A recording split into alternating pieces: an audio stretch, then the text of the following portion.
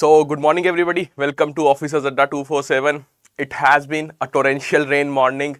Rain is been pouring here at our place, so that's the reason why we had a little bit of delay, but we are back with the video, with the session, the most awaited session for your JAIIB IE IFS exam. Quickly tell me whether audio and video is fine or not, and then we will begin the session, the most awaited one. Quickly tell me, quickly.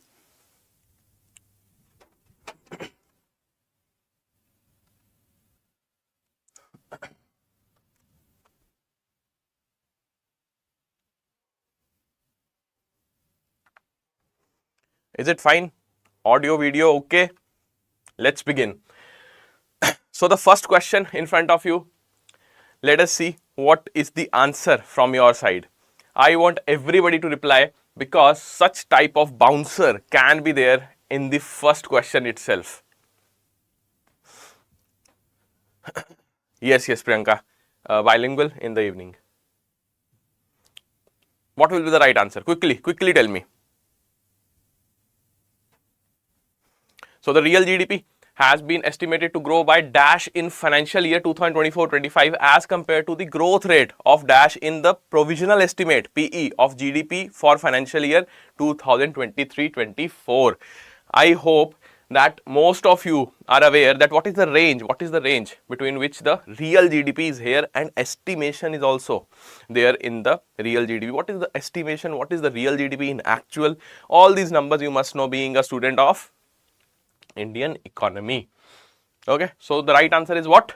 Option A, 6.4%, and your provisional estimate, according to the provisional estimate, the growth rate for the financial year 2023-24 was 8.2%. Fine, good. Everybody is answering as A. That is good to know. Next, this question, I would highly recommend all of you to again attempt it. If you have attempted this earlier, I would highly recommend that try it once more, because such type of questions can be asked in the examination. And why I am saying this, because this particular question is based on a very simple topic, but the language has been modified.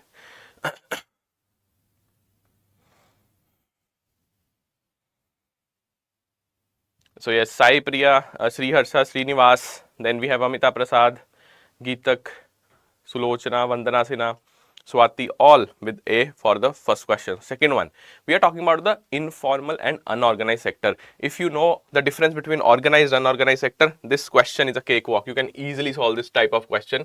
But if you are confused in that, this question will make you more confused. Okay, confusion will be created. This question is there for you. So what will be the right answer? Most of you, quickly tell me. All the participants must participate while replying.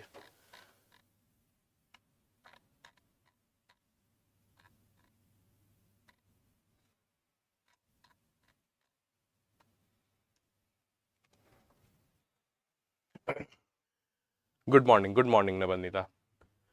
Okay, Kundan, good. C is the right answer. And what is the keyword? How we are approaching this particular question? We are just eliminating all those things which says that you are working in an unorganized sector. We have to eliminate that only. If you have eliminated that and then answered the question, kudos to you. You have reached that optimum level that how you should approach the questions. Fine. C is the right answer.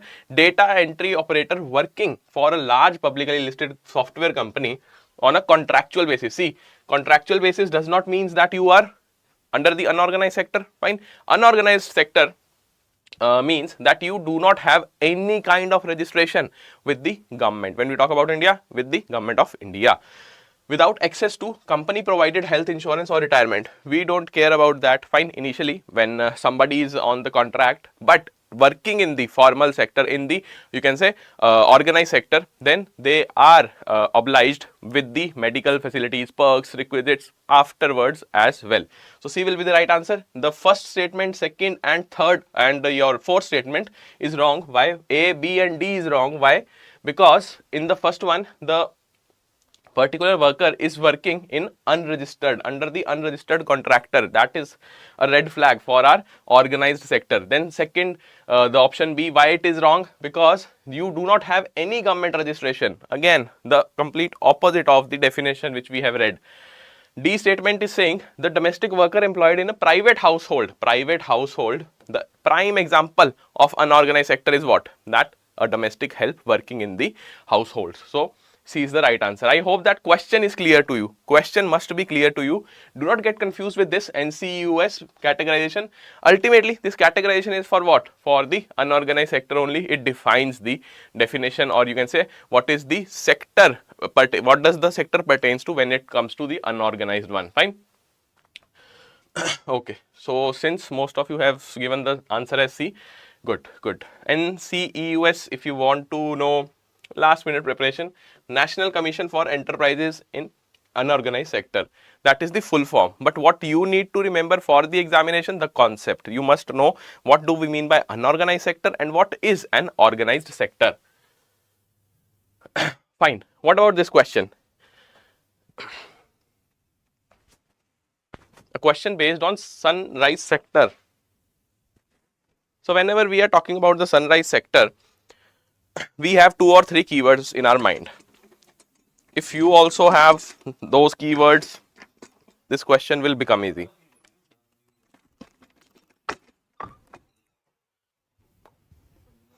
Consider the following statements regarding the sunrise sector. When we talk about Indian economy, particularly Indian economy, what is the right answer? Overall concept of sunrise sector you must know. Secondly, the prime examples in the Indian economy pertaining to sunrise sector, that is also the question. So 4 statements are there. First statement is saying sunrise sector is characterized by its mature stage of development with limited growth potential. You have a limited growth potential. Whether this is correct or not, when we read about the sunrise sector, we always say that sunrise sector is marked by the high potential for growth. So limited growth, no.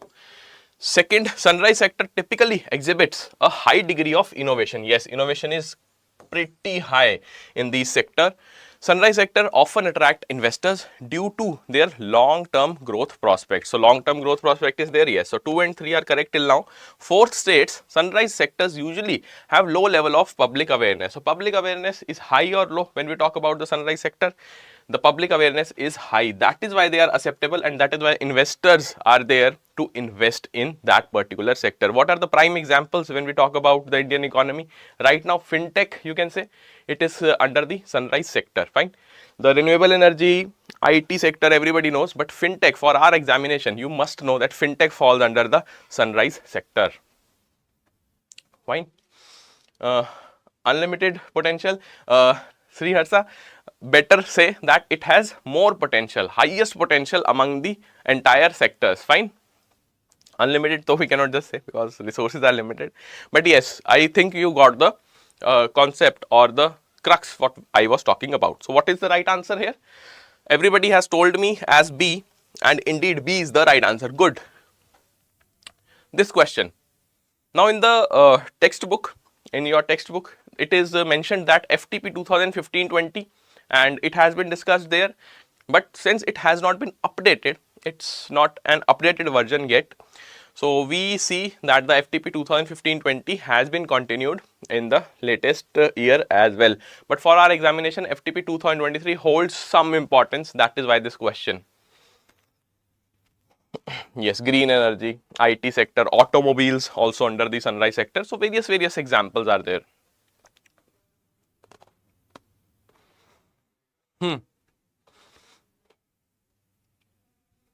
I hope the students of our batch, they are having no trouble whatsoever, and all of you who have joined also on the YouTube, they are also in a position to solve this particular question. If you have any kind of doubt, anybody has any kind of doubt, feel free to ask me the doubt, because we are here to address every doubt. We want all of you to crack this exam on 4th of May. So what is the full form of SCOMET? When we talk about SCOMET, what is SCOMET? Basically, from where the SCOMET is originating. SCOMET originates from, it originates from where? From the FTP 2023, right? That is the basic, you can say, policy document where SCOMET policy has been mentioned. And FTP 2023 has what? It has four pillars, out of which we need to remember only one, that is SCOMET. And SCOMET is under which pillar? SCOMET is under the emerging areas pillar. Fine. Emerging areas is the word which you must remember when we are talking about your FTP 2023. Emerging areas talks about the e-commerce products along with the SCOMET policies. So SCOMET policy is what?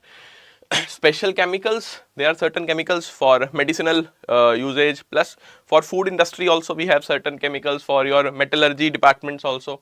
Then we have organisms, materials, E for equipments, and T is for technologies. Do not get confused if the SCOMET policy is asked, and specifically O is asked in the examination, because O stands for organisms. Always remember it. We are not talking about the trafficking of the organs. No, not like that. We are only talking about the microorganisms, the microbes which are used for the medicinal purposes.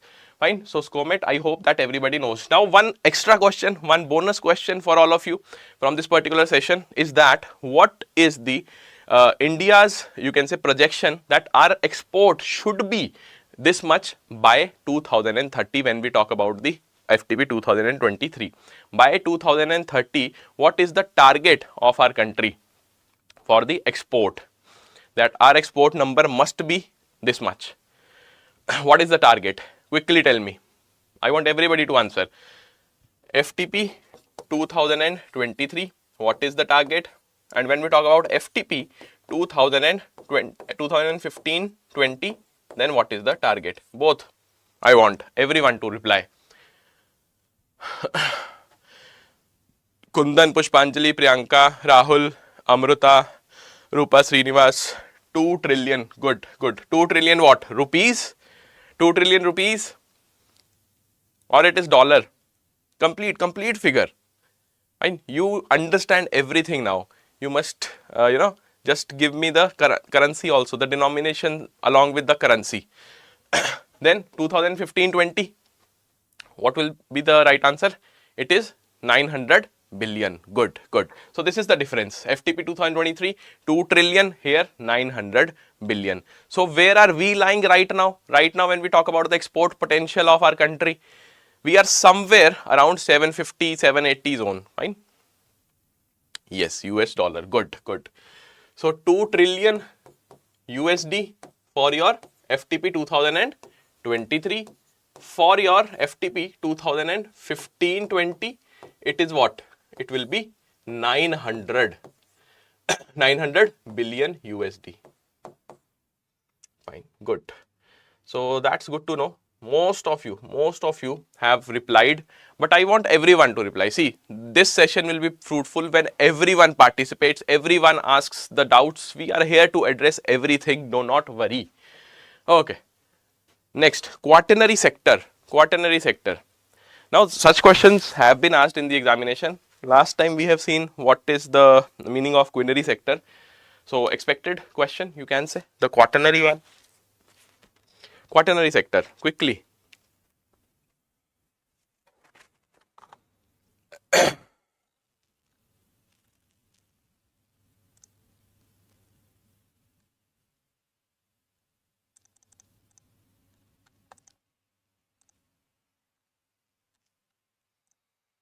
Everybody must reply. Guru Raj is saying we need to. Okay. Yes. I thought you are saying we need Todd. Good. Yes. So quaternary sector. When we talk about the quaternary sector, what is the keyword? We often suggest that you must remember the keywords to remember all the concepts, to remember all the important sectors. For quaternary, we have the keyword as knowledge or brain. Knowledge or brain. Quickly. It is what? Right? It is knowledge. So D is the right answer. See, quaternary as well as quinary, both are the subsectors of your tertiary sectors. And when we talk about tertiary sector, it is governed by the services. Find the services sector. That is why we call the tertiary sector as.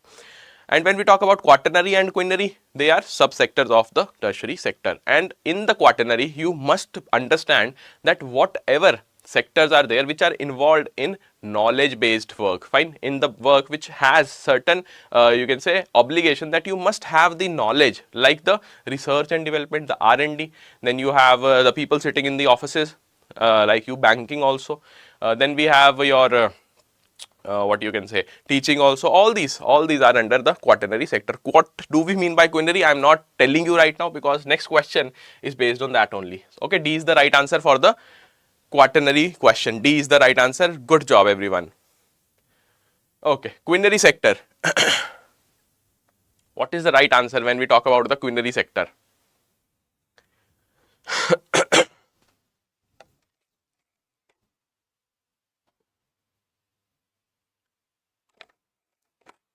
Okay, Gururaj, if you have to leave by 7:30, I would highly suggest that till then do watch every question, because discussion is elaborate here in these sessions, fine, and you will find something new, or if you have already studied everything, I would highly suggest that you should revise. And after 7:30, definitely you must leave, you have professional obligation, but once you come back from the office, do watch the session again. Okay, so quinary sector of the economy is characterized by what? Direct provision of services, extraction and processing of natural resources like mining and agriculture. What is the sector we are talking about in the second statement? Option B talks about which sector? The highest level of decision making in the governmental and private corporate entities, that is C. D is knowledge based activities focused on research and development. So D was what? Knowledge based means quaternary. When we talk about quinary, we are talking about the decision making bodies, fine. All those decisions, the big decisions which govern the country, they are being taken by the individuals, by the entities, by the stakeholders sitting in the quinary sectors, fine. So that is why C is the right answer. B talks about what? Anybody who can tell me the description of which sector is being given in the B statement, the B option? Sri Harsha Srinivas, this class will last till I think 10 a.m. most probably, because right now I am taking module A and B, then Aman ma'am will be taking up module C and D. So it is like a marathon only, the mega marathon, the Maha marathon, if you may call it.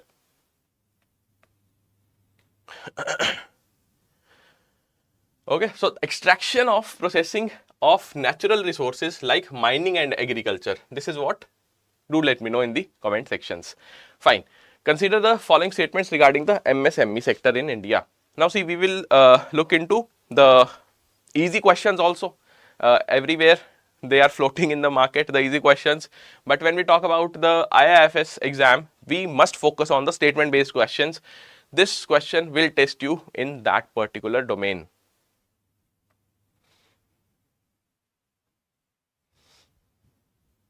Yes, good.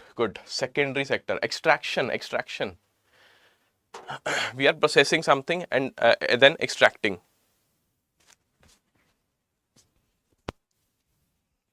and then we are processing that particular product. Okay, focus here, MSME.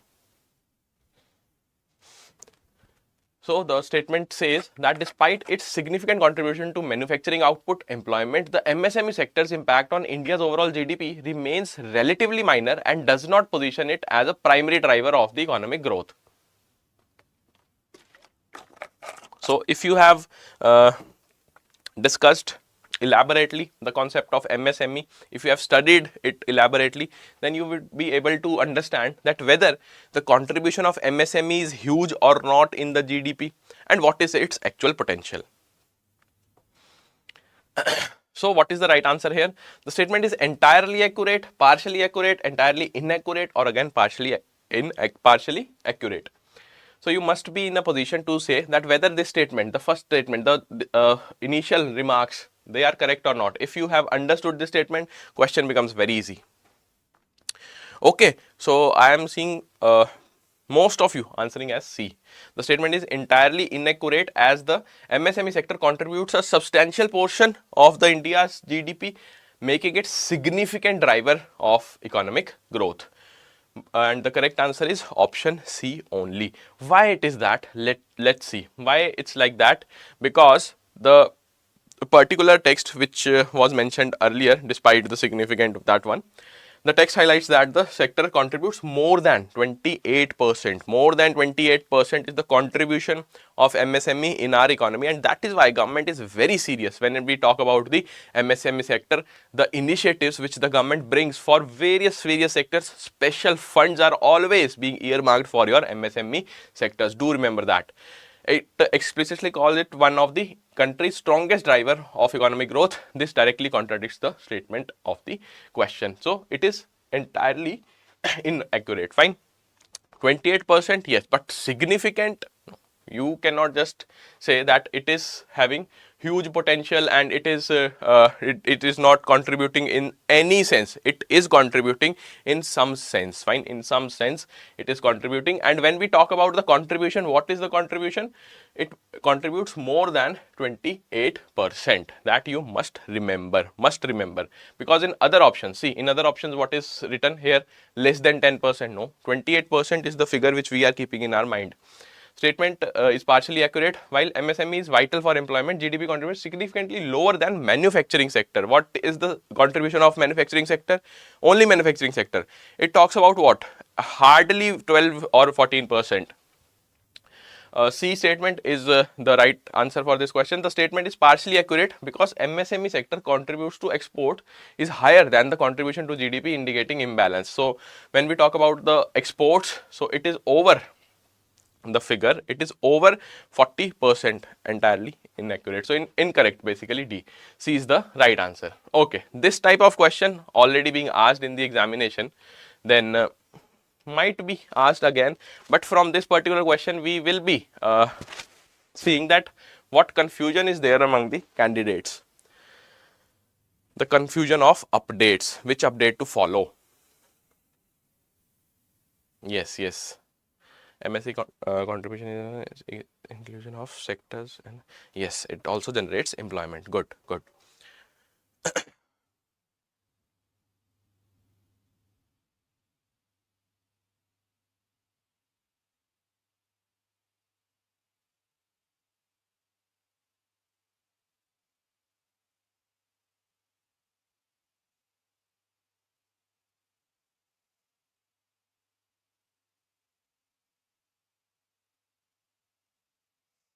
Quickly.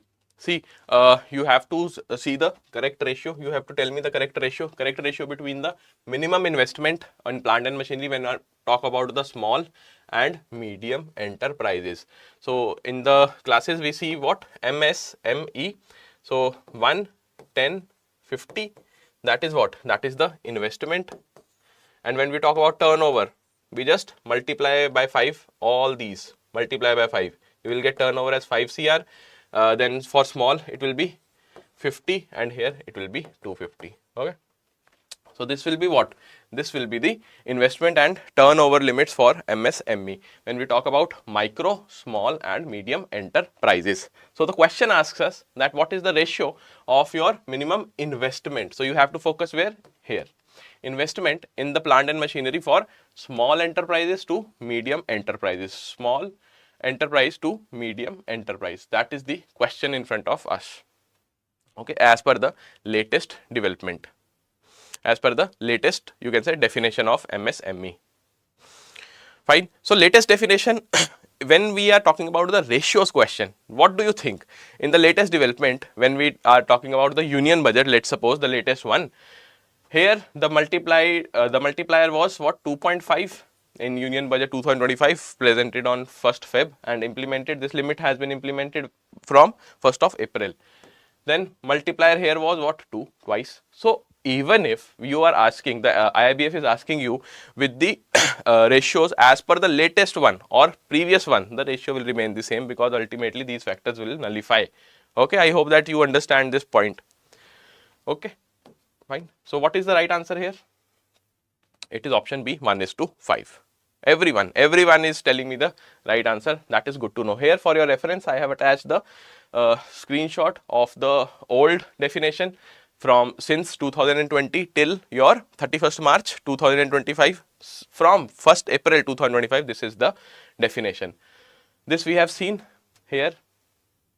This is the multiplier, what I was talking about. This 1, 10 and 50, you just have to multiply 2.5 because government sees potential in the sectors and it has increased the limit for the investment by multiplier factor of 2.5, and for turnover it has done the same by multiplier factor of 2. Okay.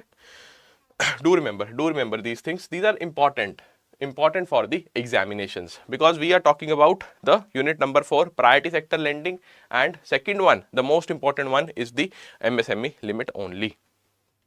Okay. Now you have to consider a particular scenario. We are talking about a particular, you can say, situation which is being talked under the globalization chapter of your syllabus. And since all of us know that the TT, the trade tariffs are happening, they are going on right now across the globe, we can expect one question this time. What is the right answer here? See, if you know the keywords, a very simple question. Otherwise, you will spend more time on this than expected. So, consider the scenario where a country aims to protect its domestic agricultural sector. Which of the following combinations of the protectionist measures as described in the image will be later on displayed here, would most directly impact both the quantity as well as quality of imported agricultural goods? Fine. I have eliminated the image because otherwise the question would have been very easy. Everybody could have answered it. To make it tough, okay. Fine, quality as well as quantity. So when we talk about quality and quantity, we are talking about what? Import quotas or something else. There are 3 types of protectionist measures in front of the governments of various countries.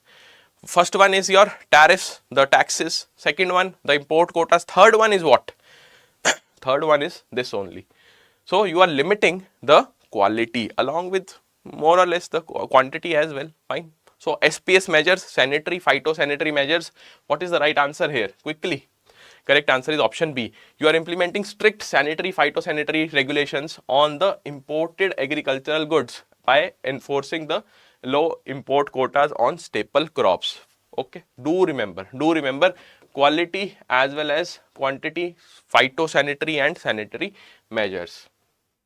Okay, this is the image.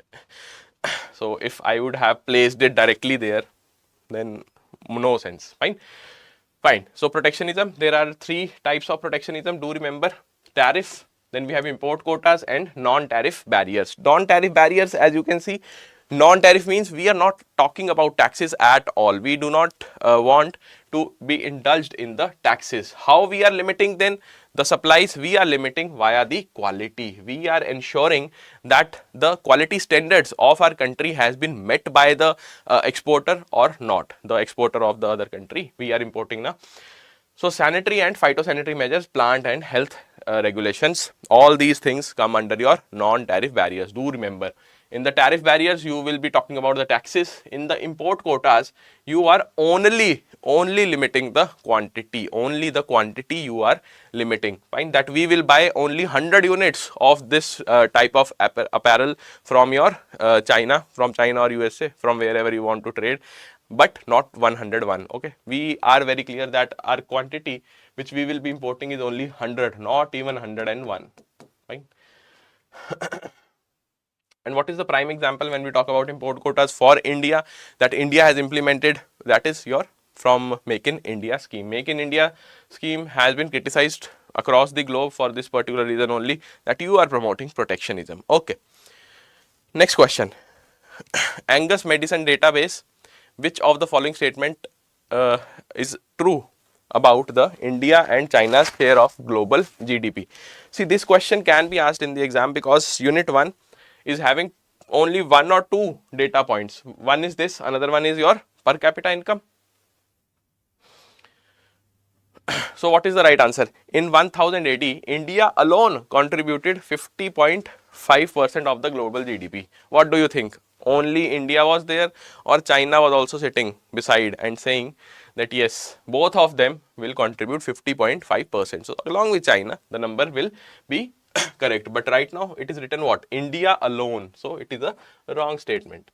By 1600 AD, China's share of the world GDP was significantly lower than India. Significantly lower.